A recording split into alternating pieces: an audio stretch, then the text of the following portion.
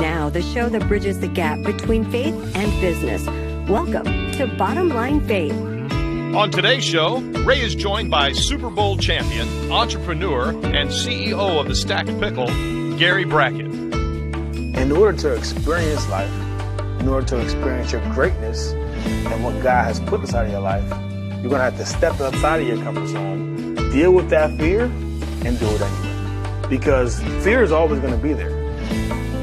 So acknowledge that fear. Hey, I see you, but I'm still going.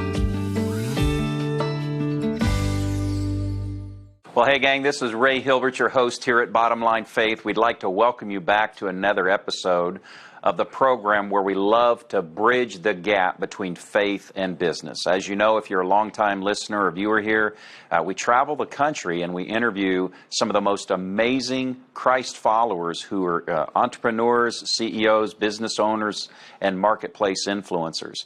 And we really we have these conversations that are designed to not only learn about their journey and their experiences, but the reason we do Bottom Line Faith is to encourage you as a Christ follower. Because on a daily basis in leadership, sometimes it's quite lonely. And we want to encourage you on how you can better and more successfully live out your faith as a Christ follower in the marketplace. And so I'm really excited today. I'm in my hometown of Indianapolis, Indiana, and we are speaking with Gary Brackett. And this is like really going to be a fun conversation because we're going to talk about sports, we're going to talk about faith, we're going to talk about business. And so, Gary, welcome to Bottom Line Faith. Thanks for having me, man. I appreciate it. It's awesome, and we're really going to have a great conversation about business, about faith in your journey. But let's take just a moment. You played in the NFL. Let's start there. How long was your career? So I played 9 years. 9 years. Right. And that's like, what, 3-4 times the average career? 3 times, 3.5 times is the average NFL career. So I played at 9. So yeah, right at 3 times the average rate. All with one team? All with the Indianapolis Colts. Okay. And you had a really unique experience in 2006. What was special about your NFL career that year? Yeah, so as a kid, one thing you always dreamed about was obviously making a team, but then winning the Super Bowl. So 2006, 2007 season, we played Chicago Bears in Miami and was able to win a Super Bowl championship. So long overdue. I felt like we should have had a couple more, but just thankful that I have an opportunity to have that experience and get one under our belt. So it's something that's great that we could bring to the city. One of the things that that's really was special, it is special about you, is you were never the odds-on favorite, right? But your entire life, your entire journey is about overcoming obstacles and difficulties and tragedy. What were some of the tough things that you went through in the younger years of your life? You had some tough experiences. I really did. I think even growing up, going to school, not getting a scholarship, coming from a small high school, I was, one day away from almost getting put out of college because I couldn't pay tuition, and I was blessed to get a scholarship. So that kind of changed my life, changed my trajectory. From that moment, I became the captain. I actually won 2 MVPs in college. But going to the Indianapolis Colts and making the team was an amazing experience. But then obviously tragedy hit. I lost my father during the first season, about the 6th game that year. Unfortunately, during that off season, my mother went in for a routine surgery. She died in the operating room, in the recovery room. So then I lost my mom. At the same time, my brother was diagnosed with cancer, T-cell neuroblastic leukemia. I became his bone marrow donor, but unfortunately that didn't take, and he also lost his life the next February. So in a very short period of time, I lost my mom, my brother, and my father. And to say, I didn't at that moment question my faith, that would be a lie. Yeah. And one thing that reminded me in one of those moments, and it's crying outside, is almost a movie. I'm driving in the rain, I'm just crying, beating up the steering wheel.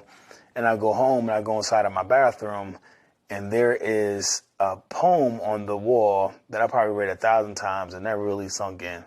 And it was the Footprints poem.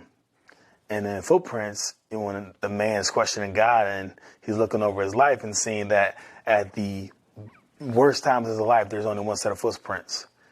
And at the best time, there's 2 sets, God's by his side. And he asks God, where were you at the worst part of my life? Yeah. And that's when God responds, that's my son when I carried you. And that just really put everything in perspective to me.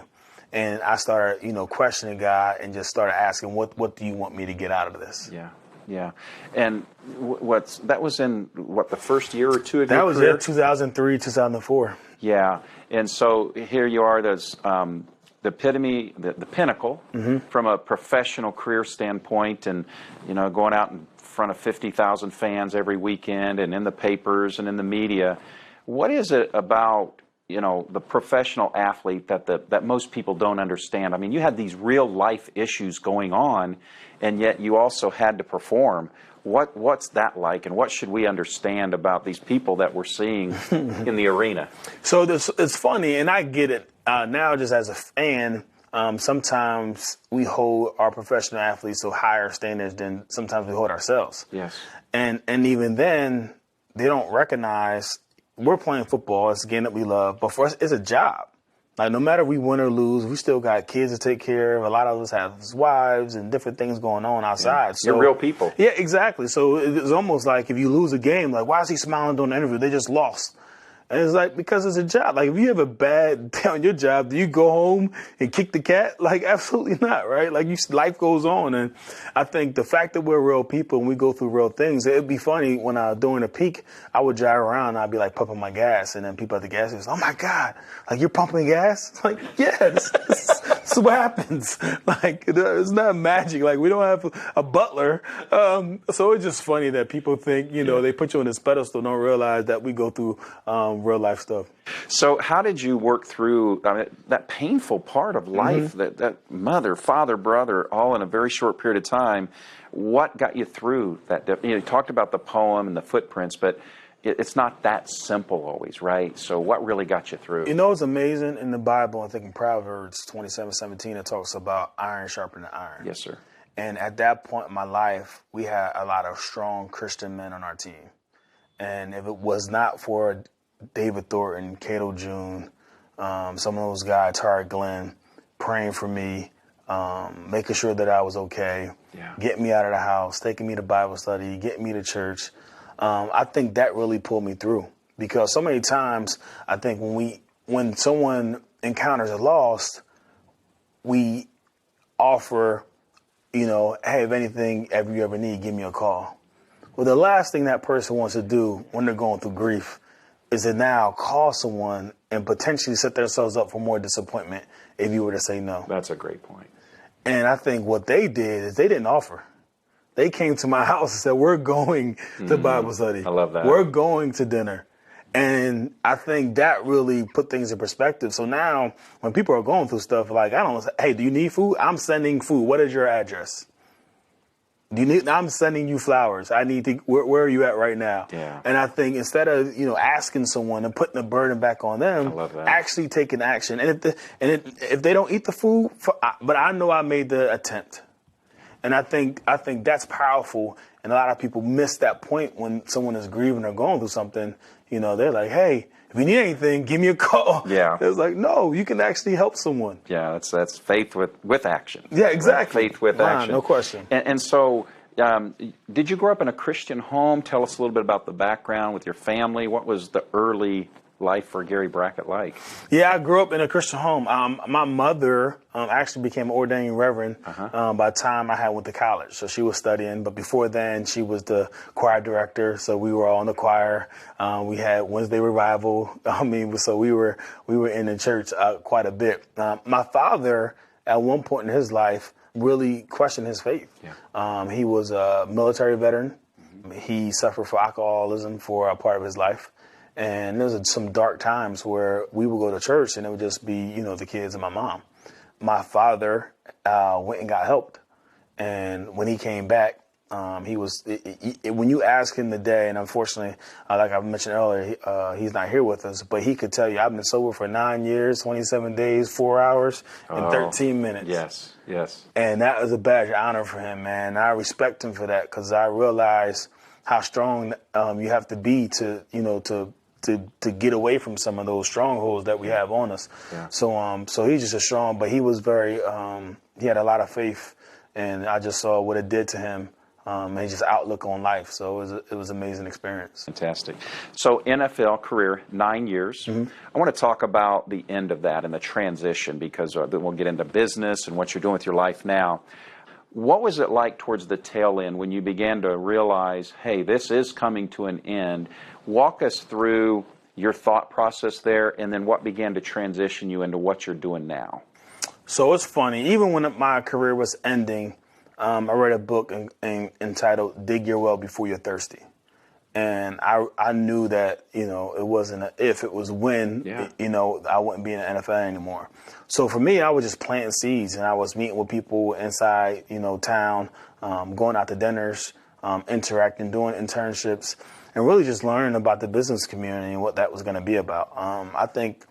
So many times, unfortunately, players wait till it's too long to start making those connections. But for me, because I had those connections, because I had a foundation, because I was visible and present, my transition was a little bit easier.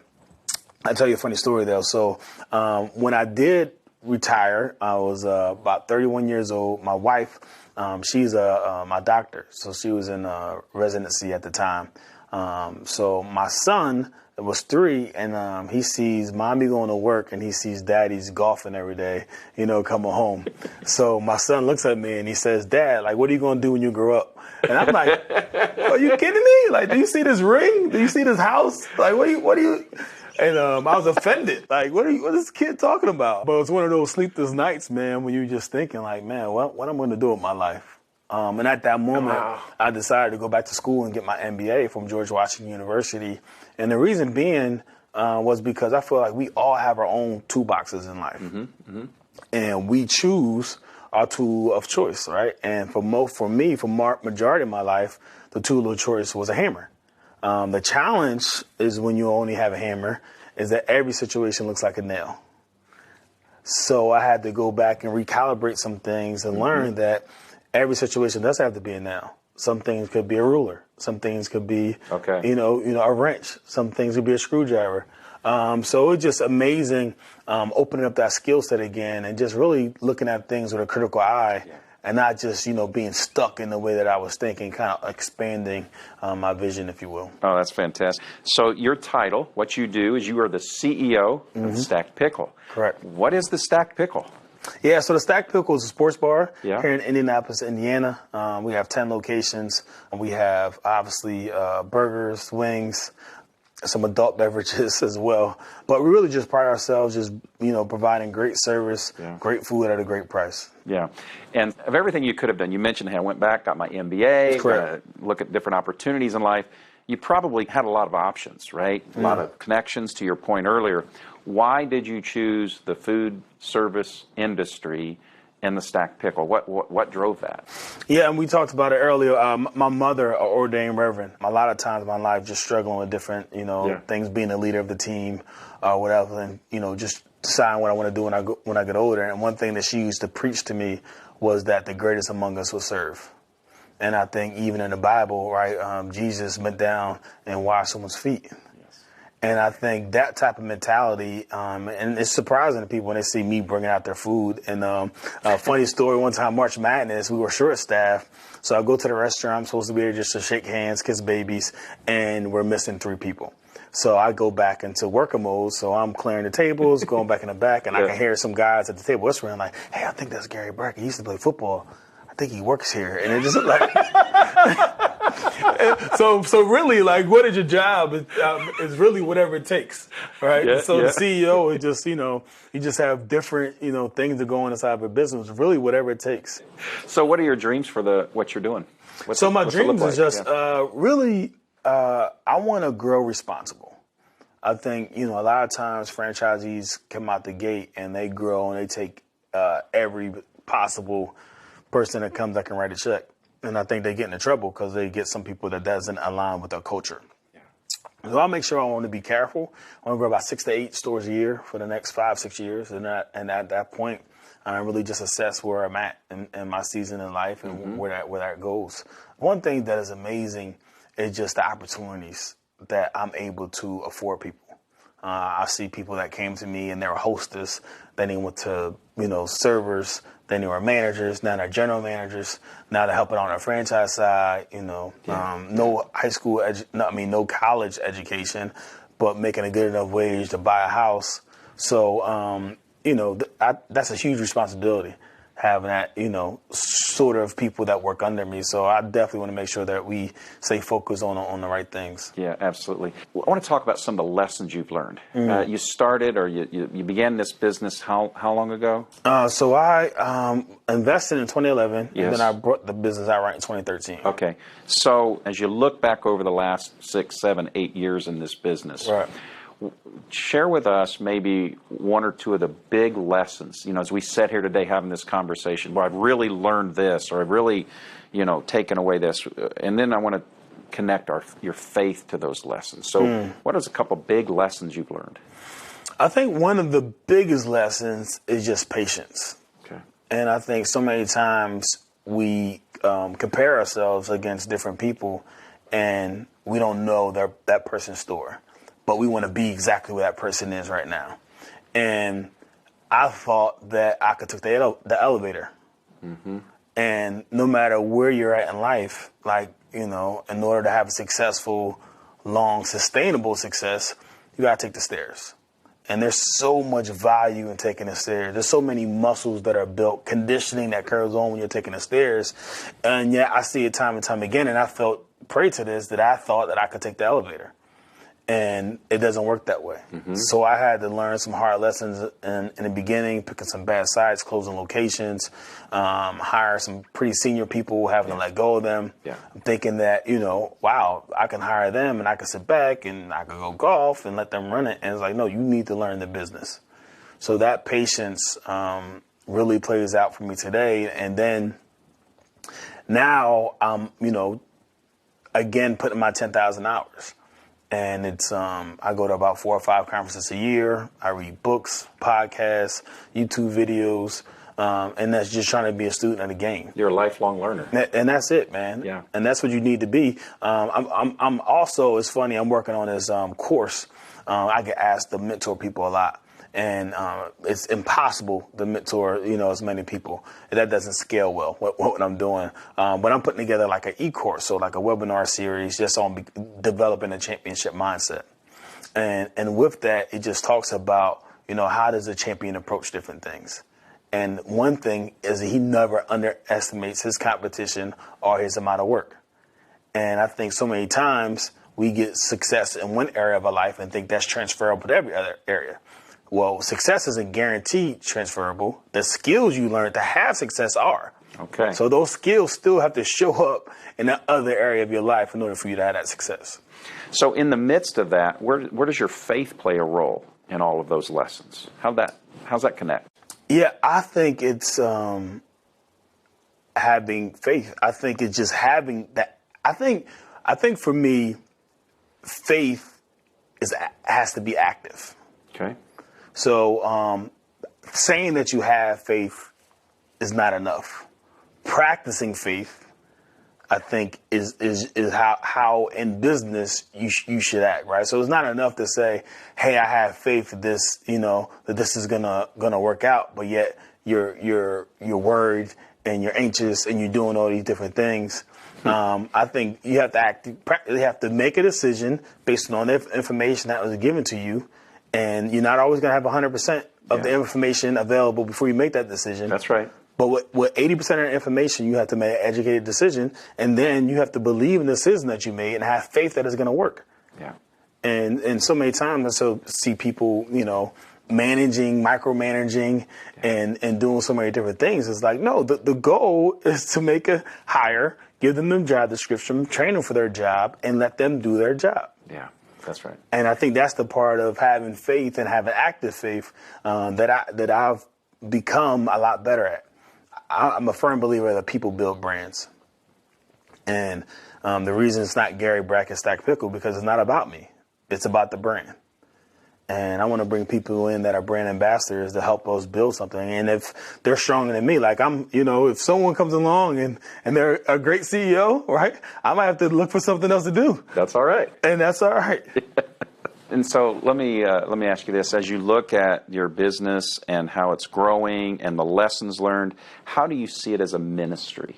How is it that God is glorified in what you're doing? I think for me, like I mentioned earlier, just the service aspect of what we do. We get to partner in each one of our locations with the community and what we do. So we have dine to donates with schools, with churches, with different type of organizations. And to see us being able to, one, feed people, but then the two, to see sometimes being able to write a check to the different organizations and seeing how we impact the communities that we're in, I think is huge. So you really do understand that God's entrusted you, right? You're the steward of this. Yeah, you've got the platform and those sorts of things. And so I'm really curious, if as you look back, what do you wish someone had told you in that first year of being an entrepreneur? I wish somebody would have warned me about this. Yeah, no, I really think I wish they had told me that it's going to be harder than you think it is. And I wish they would have managed my expectations, because I thought I'm this big, bad football player who had this immense amount of success, and I had capital, I had resources, I have a great name. I'm going to roll out. I remember games, a coach would always say, you can't roll out your helmet and then the guys are just going to, take a knee and we're all of a sudden going to win. No, you have to actually go out there and play. And so I didn't really realize how hard it was going to be. And it's kind of like, I started off like, okay, like we'll figure it out. And then when it doesn't figure it out, oh, wait a minute. So then I had to kind of like roll up your sleeves, like, and it's funny because so many times as a leader, and initially I was this guy who, you see leaders that are in the back and he's getting carried and he's, the whip. And then I see now I'm the guy in the front, right, with chopping down the trees. And, hey, follow me. We're going this way. And I think the respect, has grown amongst my peers and amongst the people that I lead, because they see that I'm willing to kind of learn and understand and get down into the details and figure things out with them. Oh, I love that. And that's just part of those lessons, right? Yeah. And living it all out over time. So as you look back over the last 6, 7, 8 years, what's been the hardest part about connecting your faith and business? What are some of those, I don't necessarily say temptations, but situations that like, wow, okay, my faith is being tested here. My faithfulness to Christ is being tested here. Anything come to mind? I think for us, just dealing with like HR issues and stuff that goes wrong inside of your restaurant. And because so many times, typical restaurants, right, it's a one-strike policy. You get a strike, you're gone.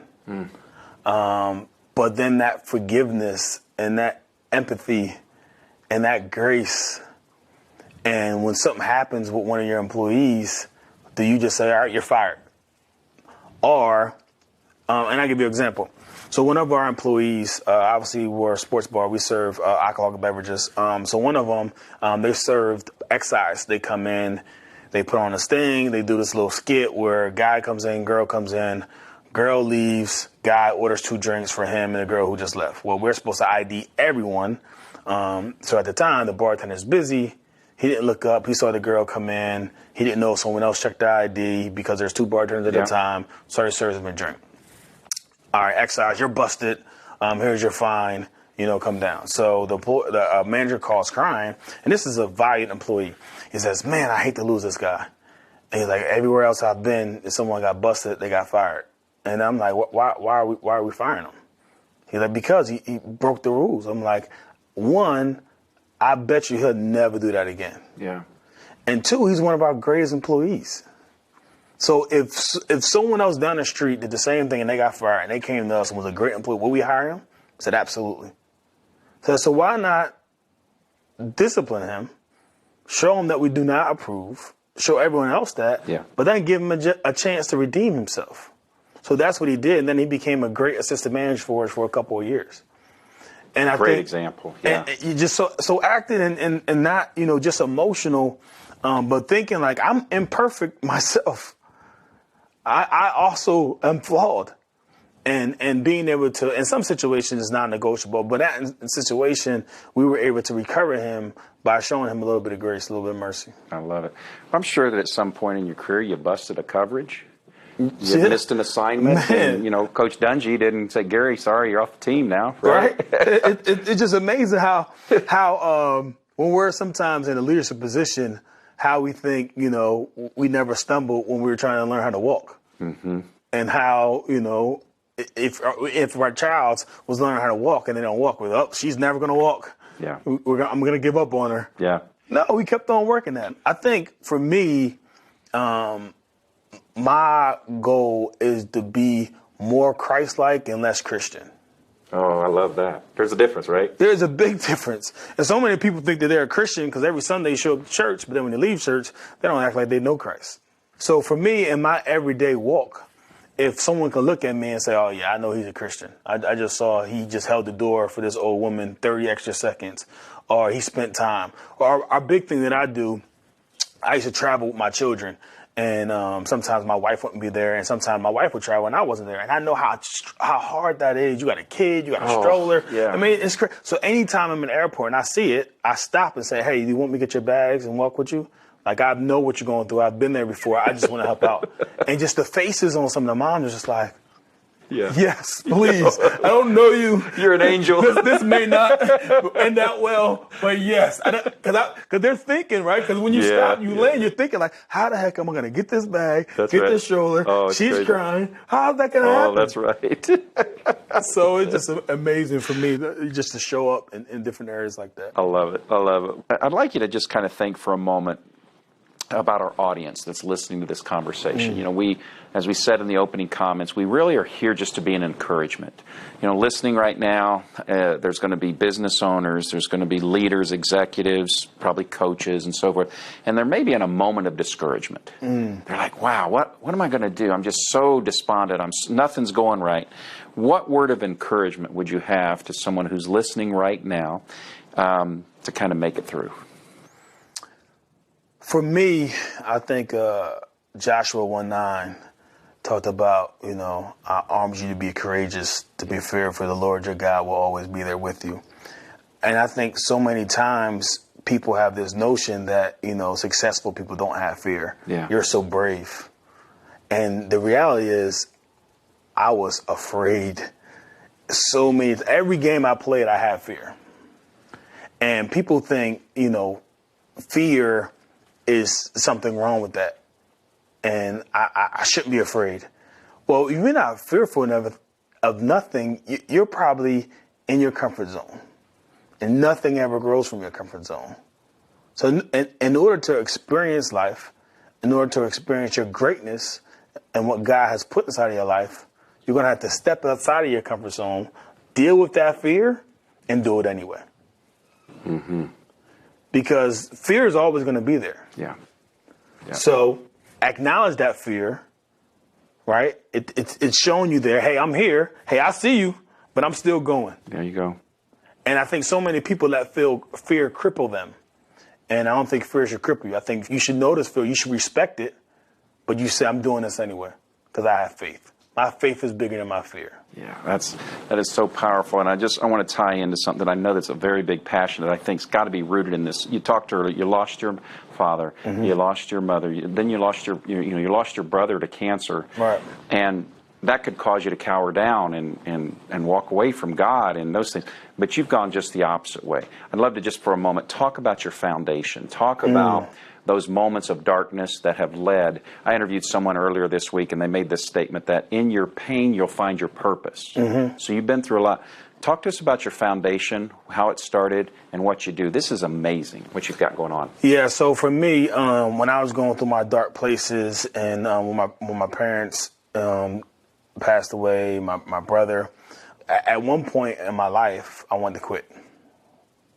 I was like, I felt guilty being in the NFL, living a great life, and my people were home struggling. And what I realized is that my mom, my dad, my brother, the people that I lost would probably roll in their graves if I had quit. Like, they worked their tails off to get me to where I am. So then I came up with this thing is like, you honor the dead by the way that you live your life. Okay. You honor the dead by the way that you live your life. So for me, after my brother passed in 2007, I started a foundation, the Impact Foundation. I wanted to make an impact. And the reason being because when I gave my brother a bone marrow transplant, I walked down the halls and I saw so many kids affected by cancer. And before this day, I never knew what cancer was. And I saw so many kids in the hospital beds alone because their parents lived 4 hours away and needed to go home to tend to the rest of the family. So I said at that moment, if there's anything that I could do, that I would. So in 2007, I started a foundation, the Impact Foundation. We help critically and chronic illness with the children inside the hospitals. We have several lockers inside the hospitals, IU North, Riley, St. Vincent's. We have several events throughout the city. And to date, we helped over 200,000 Indiana residents with our programs. That blows my mind. Yeah, that's incredible. So, and sometimes it's funny, little old me, this little boy from 107 Higgins Drive is where I grew up in, across the street from the projects, speech impediment, overweight, too short, too slow. And what I did is I never let anyone's perception become my reality. And I just kept on fighting, working, and I do the best with the gifts that the Lord gave me. And that's how you honor your family, right, to this day. Yeah.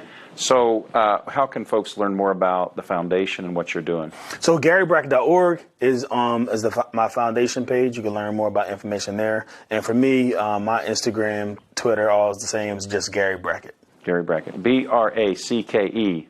Double T. TT. GaryBrackett.org. Okay. Can I have like 1 extra minute with you? Yeah, I would sure. be remiss. I'm just sitting here thinking, I know that this will be a fun question, and then I've got a serious one, and we'll wrap up. Okay. As you think about over your 9-year NFL career, okay, if there's one story that you look back on that just makes you laugh every time that you recall, give us that memory of just what's, and it's okay if you tell on one of the other players. It's okay. Yeah. What's that one story that would be great? So we used to do this thing, and it was Clint's session, and I think I got Peyton in on it. We used to do this thing where we would walk out to the coin toss at home, where when you're at home, the opponent calls the coin toss. All right. So at one point we had Clint Session there. So, you know, it was honorary captain. So me and Peyton would walk out. So Clint was walking with us. So Peyton's the offensive captain. You're I'm the defensive. Yep. And then Clint's special team. Okay. So I'm like, hey, Clint, man, what you gonna call? Hit or tails, baby. We here busting. We out there busting heads today. And so Clint's getting excited, like, yeah, man. Nah, I'm going tails. I'm like, nah, we gotta go heads. So we get all the way to the coin toss. I'm hyping him up, and Peyton just giggling. And then he comes there, and Clint was like, hey, heads. And then the ref's looking at him like, dude, you're home. Like, you don't get to call it. And I'm just tickled to death. And this is like, you know, a serious moment before the game, his first ever coin toss. And he's looking at me like, dude, like, you set me up. But it was just one of those icebreaker type moments, man, where, and we've got like, I knew Adam Vinatieri, we got, I mean, there's a bunch of players that we had, like, as we walked up to the coin toss, it was just like 4 steps before you walk. So they're like, they can't think themselves out of it, right? They got to make a decision. They can't, like, logic doesn't kick in and say, like, no, we're home, right? So it was just something funny, you know, kind of cheesy that we used to do, man. But something that guys guys being guys, right? Man, just getting ready. That's I got awesome. a good chuckle out of that. I did too. That's great. All right, so we'll end up on the last question that I ask in every one of my interviews. I call it my 423 question. It's based out of Proverbs 4:23. Solomon writes these words. He says, "Above all else, guard your heart, for from it flows all of life." So, Gary, as you, if you kind of think, what would be the one piece of advice, you know, like if you are towards the tail end of your life and you have a chance to gather your family, your friends, those who are most precious to you, and you're going to pass along the single greatest piece of advice. I want you to complete this sentence for us. Above all else. Above all else, have no regrets. And for me, so many people have so many ideals, have so much inspiration, want to do so much with their life and their worlds, but they have every excuse not to get it done. And 5 years later, 10 years later, on their grave, they have all this, man, I wish I'd have did this. I think it's somewhere it said that some of the greatest inventions ever known are in the graveyard because people actually never followed through with them. So for me, I believe that failure is not the opposite of success. I believe it's a part of success. And so many people have regrets because they're afraid to fail. Because from a young age, we were taught that failing is bad. But really, as you grow up and as you become successful, you realize that failure is a part of the process. Because if you're not outside of your comfort zone, if you're not addressing that fear, if you're not experiencing failure, guess what? You're probably never going to reach your peak greatness. That's great. Yeah. And for me, I'm just, I encourage our managers. I say, hey, do events. If you fail, there's a lesson in that. What lesson did we learn? And then their thing is, well, last time we did it, it didn't work. So I assume we can't do it again. I never said you couldn't do it again. What lesson did you learn from that last event that you're going to apply to this event and try it again? I'm not going to let you do it again the same way. Yep. Absolutely not. Right. But if you could tell me some lessons that you learned and how we're going to adjust it, then absolutely I'll let you do it again. And they're perplexed, like we lost money. I'm like, we gained lessons. Yes. I love that. And it's just that valuable, right? And it's just amazing. Another story, and I know we're running out of time. Private equity guy bought a pharmaceutical company, and he saw this line on the pharmaceutical company, R&D. And they're spending 50% of their profit on R&D. So what did he do? He cuts all R&D, right? So all that money drops to the bottom line. Oh, this guy's a genius. 3 years later, all of his competitors with R&D budgets makes drugs that are better than his drugs. So 5 years later, he goes out of business. Right? So research and development in pharmaceutical companies are value, is what makes them billions of dollars. That's great. So That's failure great. is a part of your R&D. You have to budget for it. You have to allocate for it. That's fantastic. Gary Brackett, thank you for being on Bottom Line Faith today. Man, thanks for having me. Well, folks, another conversation with an amazing godly leader who is living out his faith every day in the marketplace.